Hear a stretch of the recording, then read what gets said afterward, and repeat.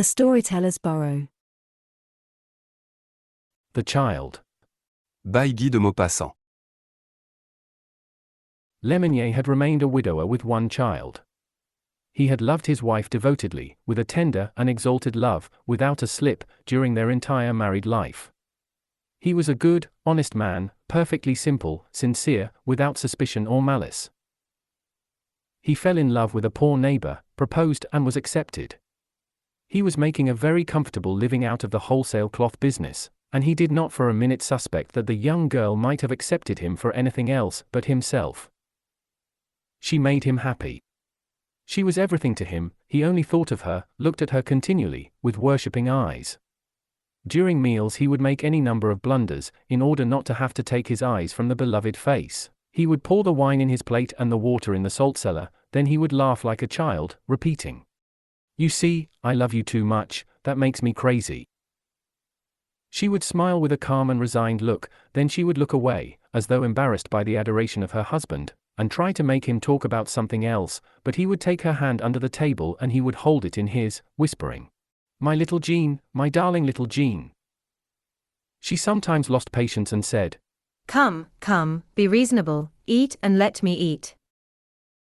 He would sigh and break off a mouthful of bread, which he would then chew slowly. For 5 years they had no children. Then suddenly she announced to him that this state of affairs would soon cease. He was wild with joy. He no longer left her for a minute, until his old nurse, who had brought him up and who often ruled the house, would push him out and close the door behind him, in order to compel him to go out in the fresh air. He had grown very intimate with a young man who had known his wife since childhood, and who was one of the prefect's secretaries. Monsieur Dutour would dine 3 times a week with the Lemonniers, bringing flowers to Madame, and sometimes a box at the theatre, and often, at the end of the dinner, Lemonnier, growing tender, turning towards his wife, would explain, "With a companion like you and a friend like him, a man is completely happy on earth." She died in childbirth. The shock almost killed him. But the sight of the child, a poor, moaning little creature, gave him courage. He loved it with a passionate and sorrowful love, with a morbid love in which stuck the memory of death, but in which lived something of his worship for the dead mother. It was the flesh of his wife, her being continued, a sort of quintessence of herself. This child was her very life transferred to another body. She had disappeared that it might exist, and the father would smother it in with kisses. But also, this child had killed her. He had stolen this beloved creature, his life was at the cost of hers. And Monsieur Lemonnier would place his son in the cradle and would sit down and watch him. He would sit this way by the hour, looking at him, dreaming of thousands of things, sweet or sad. Then, when the little one was asleep, he would bend over him and sob. The child grew. The father could no longer spend an hour away from him. He would stay near him, take him out for walks, and himself dress him, wash him, make him eat. His friend, Monsieur Dutour, also seemed to love the boy. He would kiss him wildly, in those frenzies of tenderness which are characteristic of parents.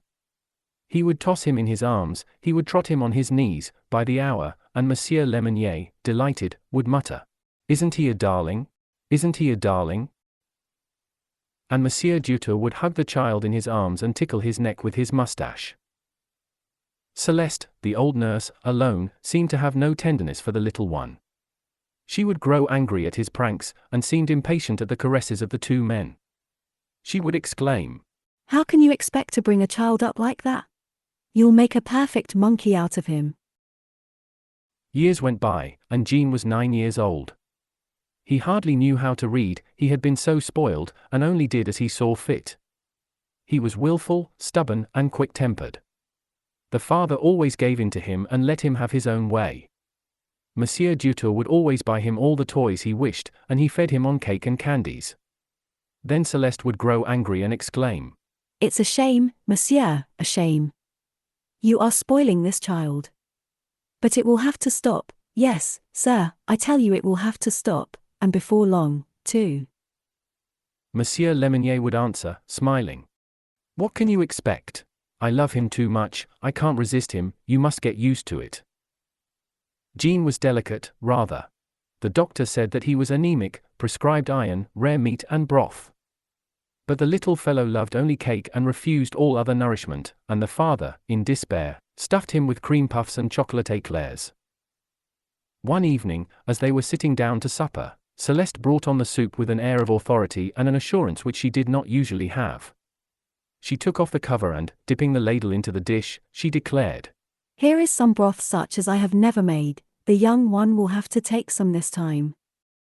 Monsieur Lemonnier, frightened, bent his head. He saw a storm brewing. Celeste took his plate, filled it herself and placed it in front of him.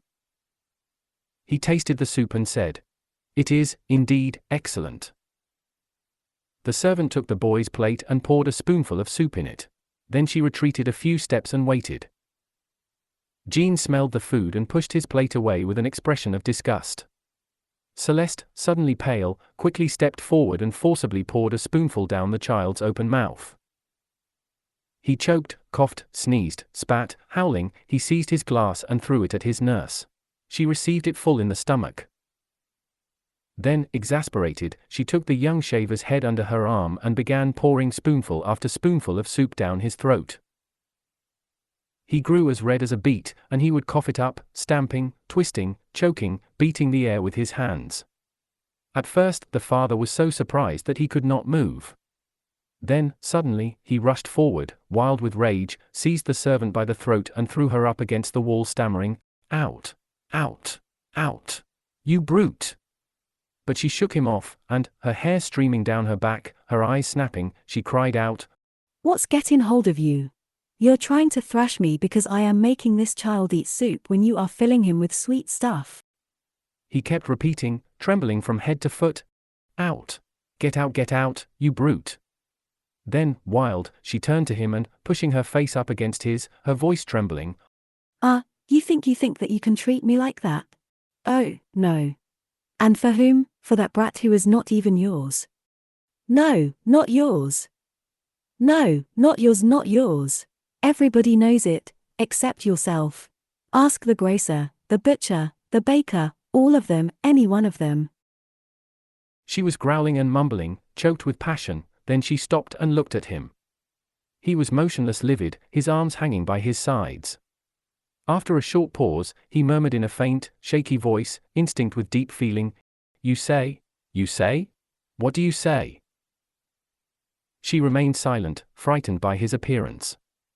Once more he stepped forward, repeating, "You say, what do you say?"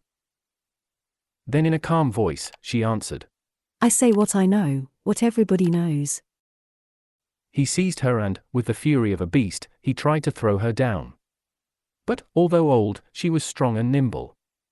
She slipped under his arm, and running around the table once more furious, she screamed, "Look at him, just look at him, fool that you are. Isn't he the living image of Monsieur Durfour? Just look at his nose and his eyes. Are yours like that? And his hair? Is it like his mother's? I tell you that everyone knows it, everyone except yourself. It's the joke of the town. Look at him." She went to the door, opened it, and disappeared. Jean, frightened, sat motionless before his plate of soup. At the end of an hour, she returned gently, to see how matters stood.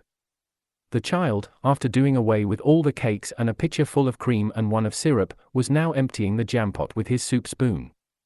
The father had gone out. Celeste took the child, kissed him, and gently carried him to his room and put him to bed. She came back to the dining room, cleared the table, put everything in place, feeling very uneasy all the time. Not a single sound could be heard throughout the house. She put her ear against her master's door. He seemed to be perfectly still. She put her eye to the keyhole. He was writing, and seemed very calm. Then she returned to the kitchen and sat down, ready for any emergency. She slept on a chair and awoke at daylight. She did the rooms as she had been accustomed to every morning. She swept and dusted, and, towards 8 o'clock, prepared Monsieur Lemonier's breakfast. But she did not dare bring it to her master, knowing too well how she would be received. She waited for him to ring. But he did not ring. 9 o'clock, then 10 o'clock went by. Celeste, not knowing what to think, prepared her tray and started up with it, her heart beating fast. She stopped before the door and listened. Everything was still. She knocked, no answer. Then, gathering up all her courage, she opened the door and entered. With a wild shriek, she dropped the breakfast tray which she had been holding in her hand. In the middle of the room, Monsieur Lemonnier was hanging by a rope from a ring in the ceiling. His tongue was sticking out horribly. His right slipper was lying on the ground, his left one still on his foot. An upturned chair had rolled over to the bed. Celeste, dazed, ran away shrieking. All the neighbors crowded together. The physician declared that he had died at about midnight. A letter addressed to Monsieur Durette was found on the table of the suicide.